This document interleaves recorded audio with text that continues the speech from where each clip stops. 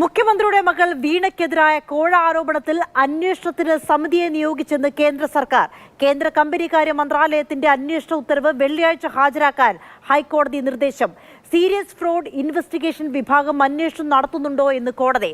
ബിനിൽ വിവരങ്ങളുമായി ചേർന്നു. ബിനിൽ, കേന്ദ്ര കമ്പനികാര്യ മന്ത്രാലയം ഈ കേസ് അന്വേഷിക്കുന്നുണ്ട്. ഹൈക്കോടതിയിലേക്ക് ഇന്ന് ഈ കേസ് വരുന്ന സമയത്ത് എന്താണ് കോടതി ഉന്നയിച്ചത്? എങ്ങനെയാണ് ഇന്ന് ഇതുമായി ബന്ധപ്പെട്ട് കോടതിയിൽ നടന്ന വാദപ്രതിവാദങ്ങൾ?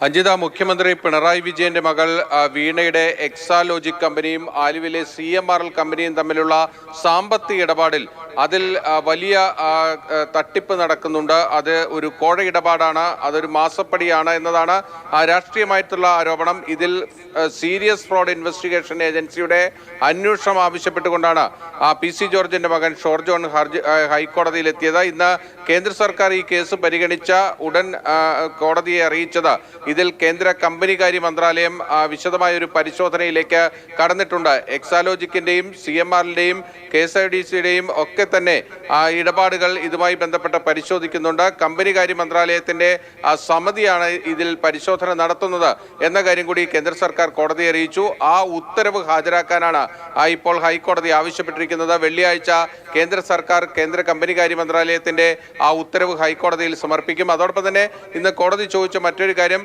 ഇതോടൊപ്പം തന്നെ സീരിയസ് ഫ്രോഡ് ഇൻവെസ്റ്റിഗേഷൻ ഏജൻസി ഇതിൽ പരിശോധന നടത്തുന്നുണ്ടോ എന്നതാണ്. എന്നാൽ അതിൽ കൃത്യമായ ഒരു മറുപടി കേന്ദ്ര സർക്കാരിന്റെ ഭാഗത്തു നിന്ന് വന്നിട്ടില്ല. ഇപ്പോൾ ആദ്യഘട്ട പരിശോധന നടക്കുന്നത് കമ്പനികാര്യ മന്ത്രാലയത്തിന്റെ ഭാഗത്താണ് എന്നതാണ് അറിയിച്ചിരിക്കുന്നത്. ശരി, ബിനിലാണ് വിവരങ്ങൾ നൽകിയത്.